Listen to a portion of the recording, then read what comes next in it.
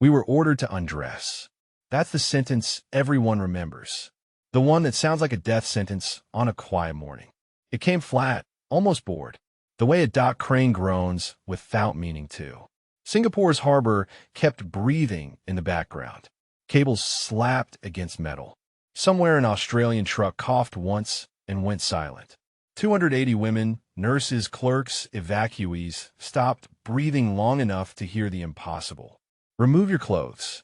Propaganda does not prepare you for daylight. It had promised humiliation, revenge, a last small death before the big one. A woman near the front whispered, "So this is how we die?" The guards didn't boast. They didn't leer. They just waited. Boots shifting on concrete dust until a second voice cut through. Young and careful. Inspection for lice and infection. Medical procedure. No harm will come to you. Mercy explained like a rule. It sounded wrong because no one had earned it. Minyoung moved first. She was a nurse once, and nerves learn routine even when the world ends. Her fingers, which had wrapped bandages in the dark, found buttons by memory. One by one, uniforms opened like confession. Shame burned hotter than fear. And then the first rupture in the expected story. White shapes unfolded behind the line. Not rope, not canvas sacks, blankets. An Australian officer looked away as he passed one to Minyoung, the way a man looks away from his own sister when she's hurt. He was embarrassed in the old-fashioned sense, as if decency itself were something fragile that needed two hands. The guards kept their distance, heads tilted down, not in triumph, but acknowledgement. The air changed, not safe, not warm, simply possible. The inspection began like a liturgy. Names and temperatures, soap that actually bubbled, ointment that cooled a bruise and didn't sting on purpose. Name, the officer asked, pencil waiting. Minyoung. She said. He didn't repeat it. With a smirk, he wrote it like a responsibility.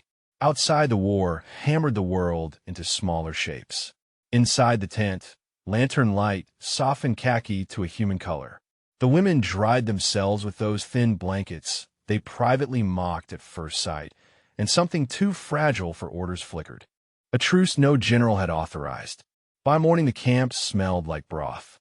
Steam curled from tins over fires as orderly moved in a rhythm that came from habit rather than hate.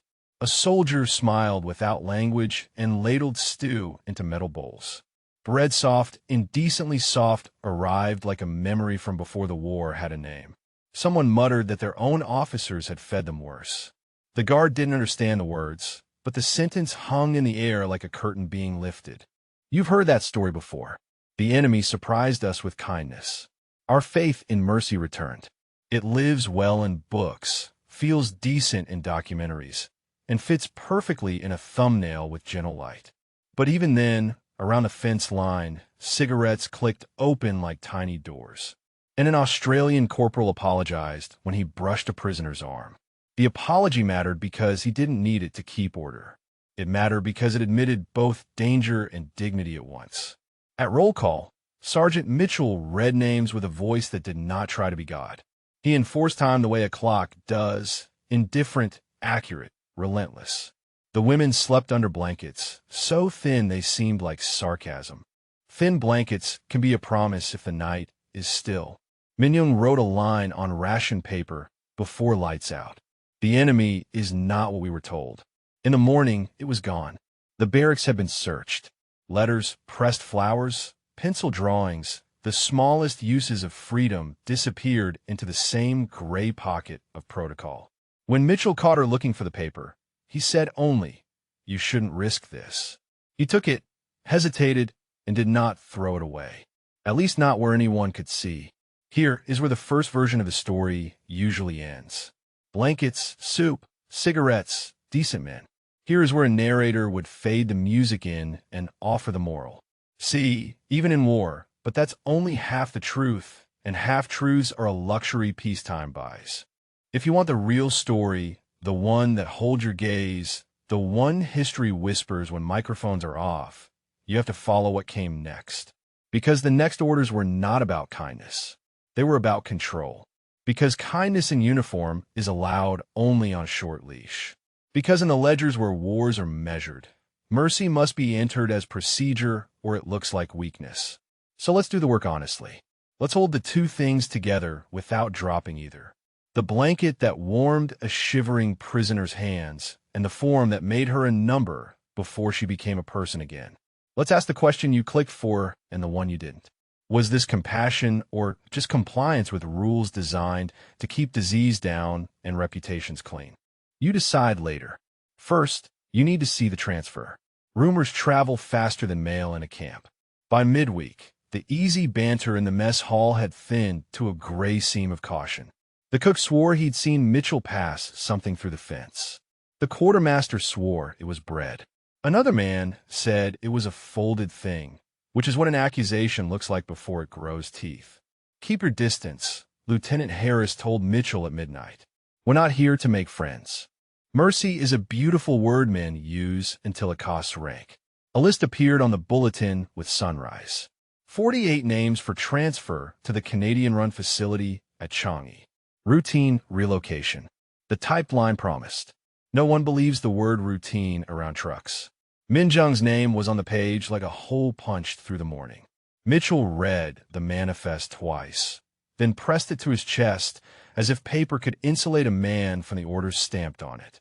The convoy rolled under sodium lamps that made everything look clean and guilty. Minjung climbed into the wooden bed of a truck and for the first time saluted. It wasn't surrender. It wasn't romance. It was a soldier's small acknowledgement that discipline can be a kind of respect. Mitchell returned the gesture with the smallest legal nod a human can use to say, I see you. The Canadian camp smelled like disinfectant. Whitewashed barracks in strict rows. Flags that moved without having to be told. Guards who didn't look at prisoners because looking is intimate, and the system prefers measurable things. The Australians had run on habit. The Canadians ran on design. Numbers before names. Showers timed to minutes, not moods.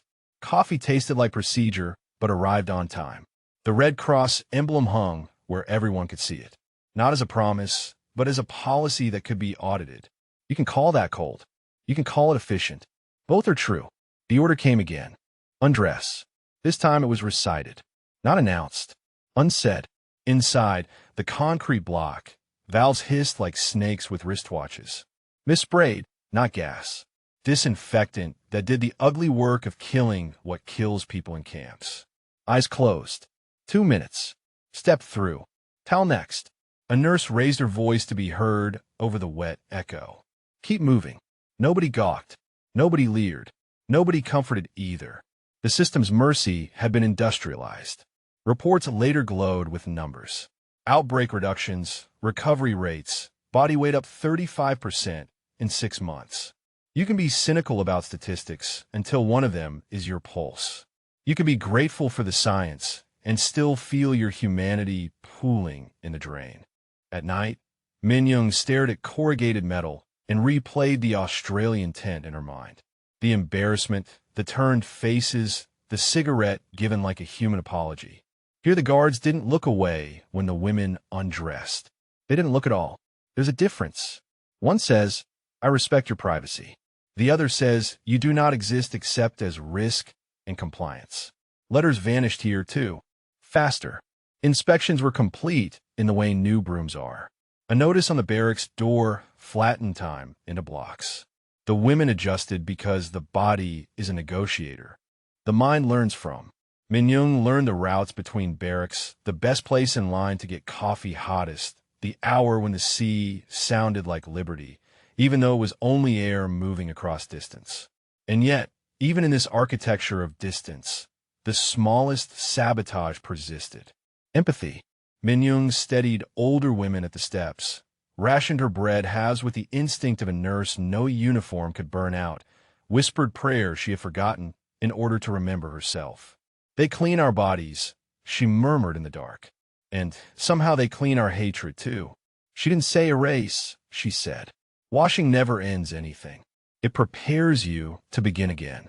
You came for a story about Canadian compassion. And you're getting it. Real measured. Sometimes warm, sometimes cold enough to sting. But here's the twist you didn't expect and maybe don't want. Compassion can be policy without becoming love. Mercy can be mandated and still matter. A thin blanket can save a life the same day a pencil reduces that life to a line of numbers. So were the Canadians heroes? Were they humane? Did they do what rumor says and what thumbnails promise? And also, yes, with conditions so strict the word kindness gets filed under compliance. If that makes you uncomfortable, it should. War is where contradictions go to sleep and wake up as orders. On August 15th, a loudspeaker crackled. The sergeant adjusted a dial, and a voice brighter than the sun said Japan had accepted the terms of unconditional surrender. The camp stopped like a clock that had decided to become a bell. No cheering. Helmets came off, heads bowed, because victory sometimes feels like a funeral with better weather. Minyoung did not cry. She recognized a feeling dangerous to both sides. Release. If this were propaganda, it would end there. A good nation did good things, and everyone learned. But the gate did not swing open with the sentence. Peace arrives as waiting, not as trumpets. The women boarded a ship through an air that tasted like rust and patience. Minyoung leaned on a rail and thought of a letter she'd once written and of a man who had not learned how to be cruel fast enough for rumor. Both would outlast the camp. If you still want an easy verdict, the ocean will disappoint you. It only knows how to hold contradictions until they look like horizon. Seoul arrived as a silhouette of broken teeth. Repatriation officials wore armbands that fit like apologies. 5 million would come home in a procession that felt less like return than translation. The city smelled like smoke and seaweed. A child offered Minyoung a rice ball through a fence. She took it with 2 hands because gratitude is still a language even when flags change. In a dormitory built to be temporary and therefore permanent, she found a yellowed scrap the Canadians hadn't confiscated. The first line of the letter the Australians had almost taught her to finish. To the man who showed me mercy when war forgot how. She folded it into a coat lining, the sort of place where memory and lint live, and let time do what it does to paper and people. Decades are not a plot twist. They are the proof a story meant something beyond one camp, one order, one morning. Empires change names. A generation learned to build before it learned to forgive. Each August, when the air vibrated with cicadas, Minyoung's fingers found that hidden pocket and checked whether the past still had a pulse. The museum that would one day display the letter wasn't much. Careful light, good climate control, a budget that could afford reverence, if not grandeur. The archivist almost missed the fold of paper stitched into the lining. He opened it the way a person opens a door that might move a ghost.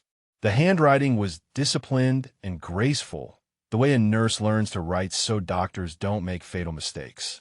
The first line didn't shout about. On another continent, a box of a different color waited in a different attic, labeled in a different hand. Mitchell C. Personal. Inside, a pencil translation on the back of a Korean letter. The same sentences, the same careful mercy of someone who didn't want to get the words wrong. Sergeant David Mitchell had survived long enough to be discharged, and long enough for his son to wonder why a man keeps a foreign letter where anyone could find it, and no one could understand it. The historian who paired the 2 documents did not declare a victor. He used a sentence that refuses to age. It wasn't strategy that ended their hatred. It was small decencies, not the propaganda of one nation, not the conversions that make good endings easy, just blankets, cigarettes, broth, averted eyes, a timed shower, a thin blanket that kept a woman alive long enough to regret her certainty. You want a 2-sided story. Here is the balance sheet no accountant can settle. An Australian camp where kindness blushed. A Canadian camp where kindness clocked in and out.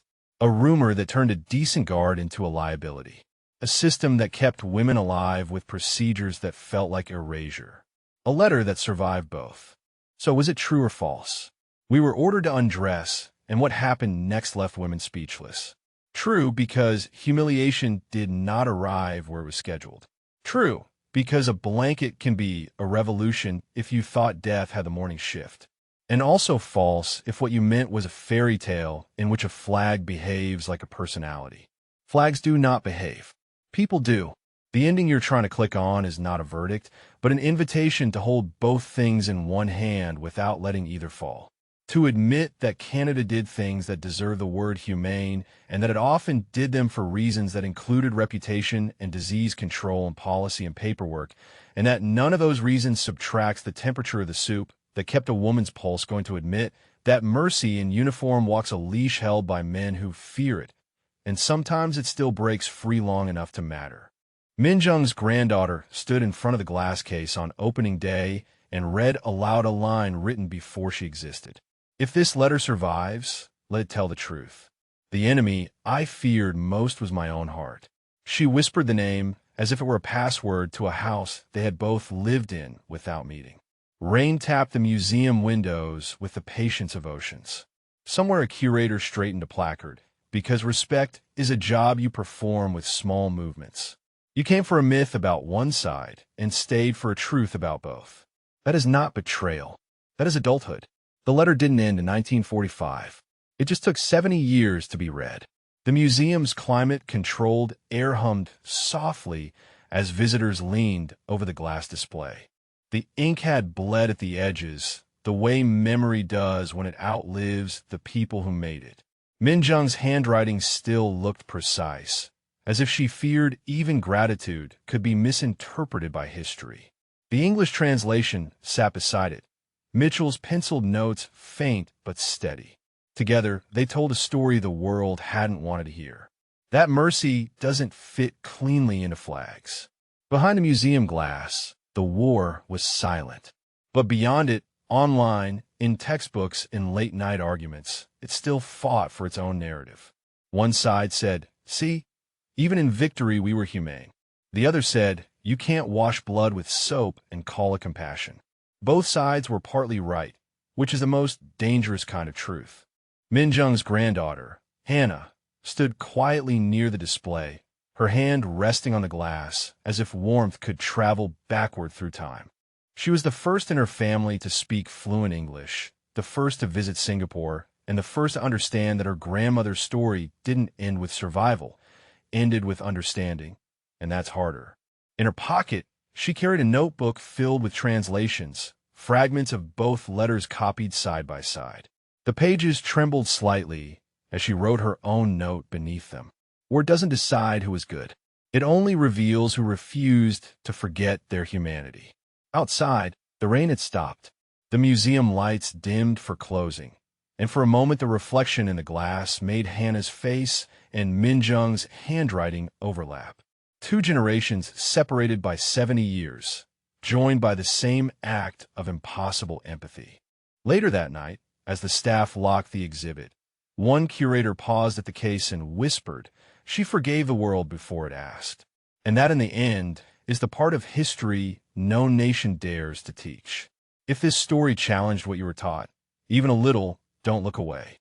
Subscribe and ring the bell.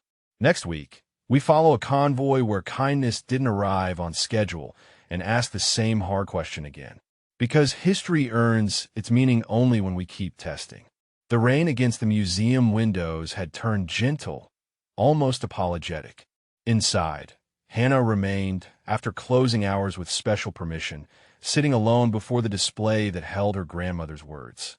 The security guard, an elderly man named Chun, brought her tea without being asked. He had been watching visitors all day, seeing how they reacted to the letters, but Hannah's stillness was different. It was the quiet of someone recognizing their own blood in the ink. She opened her notebook again and read the Korean portion of Min Jung's letter aloud, her voice barely above a whisper. The words felt heavy, not because they were old, but because they carried the weight of choices made in impossible circumstances. To forgive your enemy when they show you mercy, her grandmother had written, is easy. To forgive them when they show you rules instead of cruelty, when they save your life with procedures instead of love, when they treat you well for reasons that have nothing to do with seeing you as human, that is the harder mercy. That is the one that changes you. Chun, who understood some Korean from his childhood, nodded slowly.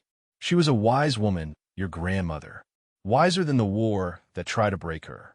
Hannah closed the notebook and stood, her hand touching the glass one final time. Tomorrow she would return to Seoul, carrying with her not just the story of her grandmother's captivity, but the more complex truth of how mercy can arrive in uniforms, how humanity can survive even when it's mandated by policy rather than chosen by heart. The flight back to Seoul gave Hannah time to process what she had discovered. 30,000 feet above the Pacific, she reread her grandmother's translated words, trying to understand how a woman could write with such clarity about experiences that should have shattered understanding itself.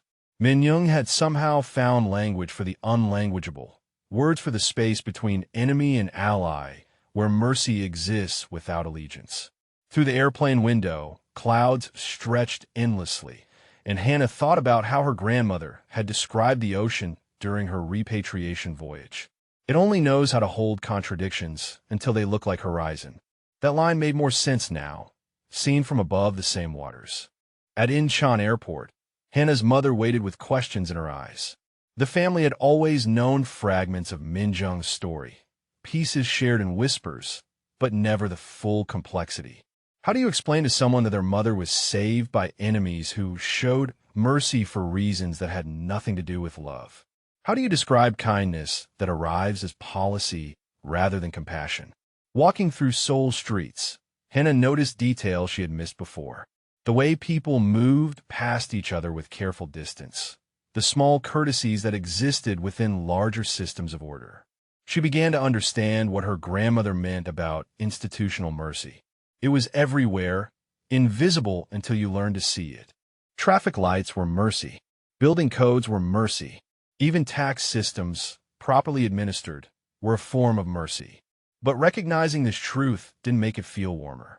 That evening, Hannah sat with her mother and aunts around the kitchen table where Min Young had once taught them to fold dumplings. She spread out photocopies of the museum documents, the letters that had traveled across decades and continents to find each other again.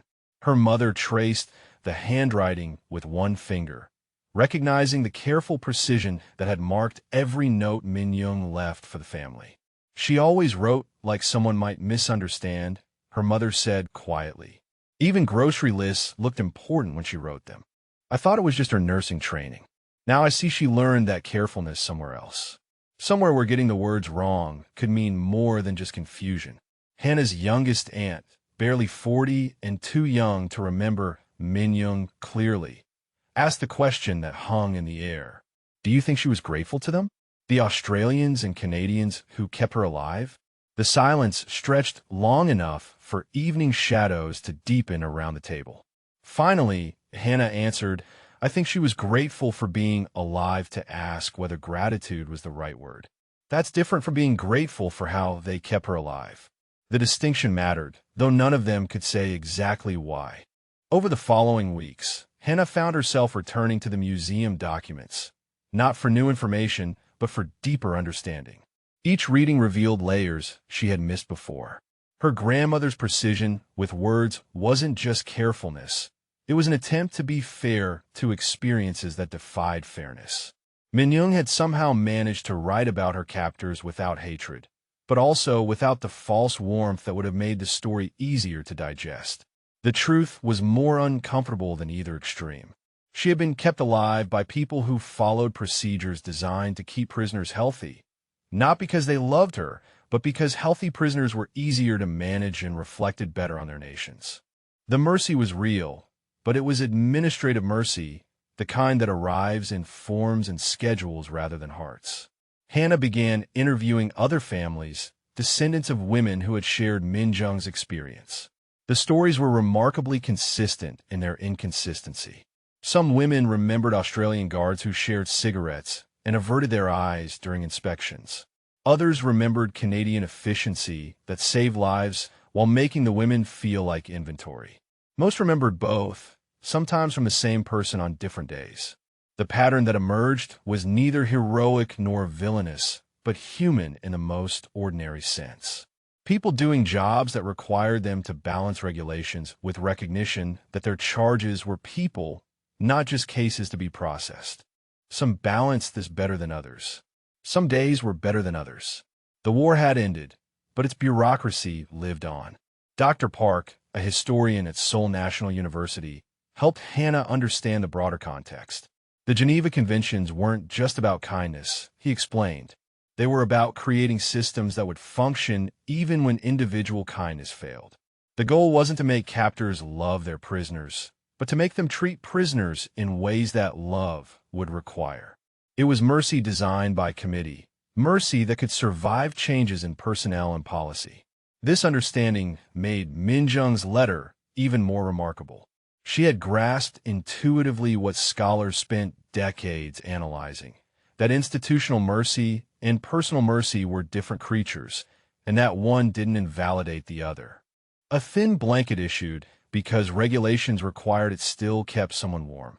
Soup served because nutritional guidelines demanded it still prevented starvation. The bureaucratic nature of the care didn't make it less life-saving, but also didn't make it love. Sitting in her apartment on a rainy Tuesday evening, Hannah drafted her own letter, not to send anywhere, but to clarify her thoughts. "Dear grandmother," she wrote, "I understand now why your story has no heroes or villains, only people trying to do their jobs while remaining human. That's harder than either extreme, isn't it?" The rain grew heavier outside Hannah's window as she typed her research proposal. She wanted to study how institutional mercy functioned in contemporary refugee camps, how the descendants of those 1945 protocols shaped modern humanitarian work. Her grandmother's experience had become a lens for understanding something larger about how societies organize compassion when they cannot rely on individual goodwill alone. Dr. Park agreed to supervise the project, intrigued by Hannah's approach. Most studies of POW camps focus on either the horrors or the heroics, he noted during their first meeting. You're asking about the gray space in between, where most human experience actually happens. That's where the interesting questions live. Hannah's research took her to current refugee processing centers, places where she saw echoes of her grandmother's experience. The same careful procedures, the same balance between efficiency and humanity, the same struggles of workers trying to maintain dignity within systems designed for mass processing. She interviewed aid workers who spoke about the weight of following protocols that felt inadequate to human suffering, but which were still better than chaos or individual whim. One Canadian social worker, a woman named Margaret whose grandmother had served in military administration during the war, recognized something in Hannah's questions. "My grandmother used to say that mercy without rules becomes favoritism, and rules without mercy become cruelty. The trick was finding the place where they could coexist." That's what your grandmother's story is really about, isn't it? Not whether her captors were good or bad people, but whether they found that balance. Hannah nodded, thinking of Min Jung's precise handwriting, the way she had written about institutional kindness without either condemning or romanticizing it. Her grandmother had understood that survival sometimes required accepting care from systems rather than individuals, and that this acceptance didn't diminish the value of either the care or the person receiving it. The preliminary findings of Hannah's research suggested that institutional mercy, properly administered, could be more reliable than personal compassion because it didn't depend on individual mood or preference. But it also required constant vigilance to prevent the human element from being completely bureaucratized away. The sweet spot was exactly what Min Jung had experienced, procedures carried out by people who remembered that procedures were meant to serve human dignity, not replace it. Late one evening, as Hannah reviewed interviews and archival materials, she found herself writing a response to the letter her grandmother never sent. "You were right to be confused," she wrote. "You were caught between a system designed to dehumanize and people trying to remain human within that system. The miracle isn't that they were perfect. The miracle is that they kept trying to be decent while following orders that could have made decency impossible." 6 months into her research, Hannah received an unexpected email from Australia. The center identified himself as James Mitchell, grandson of Sergeant David Mitchell. He had seen her published interview about her grandmother's letters and wanted to share something his family had preserved. They arranged to meet via video call, two grandchildren separated by geography, but connected by their ancestors' brief intersection in wartime Singapore. James appeared on her screen from a book-lined study in Melbourne, holding a small wooden box. Inside, he explained, were items his grandfather had kept from his service years, including what appeared to be translation notes for a Korean letter. For 70 years, our family wondered why he kept papers in a language none of us could read. After seeing your interview, I think I understand. He held up sheets of paper covered in his grandfather's careful handwriting, attempts to translate Minjung's letter word by word using a Korean English dictionary. The translation was imperfect, full of crossed-out words and alternative meanings written in margins, but the intent was clear. Sergeant Mitchell had spent considerable time trying to understand what the woman whose letter he had confiscated was trying to say. She writes about mercy. James read from his grandfather's notes, about how enemies can show kindness without love, about forgiveness that comes before understanding. My grandfather wrote in the margin here, "This woman sees more clearly than most soldiers I know."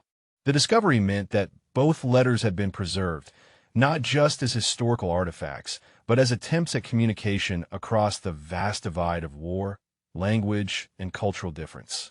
Minjung had written to be understood. Mitchell had worked to understand. Neither had succeeded completely, but both had tried. Hannah felt tears starting as James continued reading his grandfather's translation attempts. He had written at the bottom of the final page, "I hope someday her family will know that some of us try to see her as more than just a case to be processed. We didn't always succeed, but we tried." That hope, Hannah realized, was exactly what her research had been trying to document. Not the success or failure of wartime mercy, but the attempt itself. The effort to maintain humanity within systems designed for efficiency. The small rebellions against bureaucracy that happened when individuals insisted on seeing other individuals rather than just cases to be managed. James offered to send copies of all his grandfather's papers. As they ended their call, he said something that stayed with Hannah long after her computer screen went dark. "My grandfather never talked about the war much, but he always said that doing the right thing in impossible circumstances wasn't about being perfect. It was about refusing to stop trying to be decent." That sounds like what your grandmother was saying too, doesn't it? In different words from different sides, but the same truth. A year later, Hannah stood in the same Singapore museum where her journey had begun, but this time, she wasn't alone. James Mitchell had flown in from Melbourne, carrying his grandfather's translation notes and wooden box. Together, they watched as museum staff carefully positioned the Australian sergeant's papers alongside Minjung's preserved letter, creating a complete dialogue that had taken 70 years to assemble. The new exhibit was titled Conversations Across Conflict, and it drew visitors who came expecting simple stories of good versus evil, but left understanding something more complex about how mercy functions when individual goodness encounters institutional necessity. Hannah had completed her research, publishing findings that showed how contemporary humanitarian systems still struggled with the same balance her grandmother had experienced between procedural compassion and personal recognition. During the exhibit opening, an elderly Canadian veteran approached Hannah with trembling hands. He had served in the same facility where Minjung was transferred, working as a medical orderly. "I remember some of the Korean women," he said quietly. "We weren't supposed to talk to them much, but I always wondered what happened to them after they went home. Are any of them still alive?" Hannah explained that her grandmother had died peacefully in 1987, but that her words lived on in letters that helped people understand how mercy could exist even within the machinery of war. The veteran nodded slowly. "We did our best with what we were told to do. I hope it was enough." Later that evening, as the museum emptied and security lights dimmed the exhibits, Hannah and James sat in the quiet space where their grandparents' words faced each other across glass barriers that no longer seemed like obstacles. They had become bridges instead, spanning not just the physical distance between Seoul and Melbourne, but the conceptual distance between captor and captive, duty and compassion, survival and understanding. If there was a lesson in their grandparents' story, Hannah thought, it wasn't about heroes or villains, but about the possibility of maintaining humanity within systems designed to make such maintenance difficult. Minjung had survived not because her captors loved her, but because they had created and followed procedures that valued human life, even when personal connection was impossible or forbidden. That was its own kind of mercy, institutional and imperfect, but real enough to keep people alive until more perfect solutions could emerge. As James prepared to return to Australia the next morning, he left behind copies of all his grandfather's papers, ensuring that future researchers would have access to both sides of this unlikely correspondence. The story that began with an order to undress had become a meditation on how people find ways to preserve dignity even when circumstances seem designed to strip it away. Walking through Singapore's night streets, Hannah carried with her not just her grandmother's memory, but a deeper understanding of how decency survives in impossible times through small choices, careful procedures, and the refusal to stop seeing other people as fully human, even when systems make such seeing difficult. The rain had stopped, and stars were visible between the clouds, holding their light steady across distances that once seemed unbridgeable.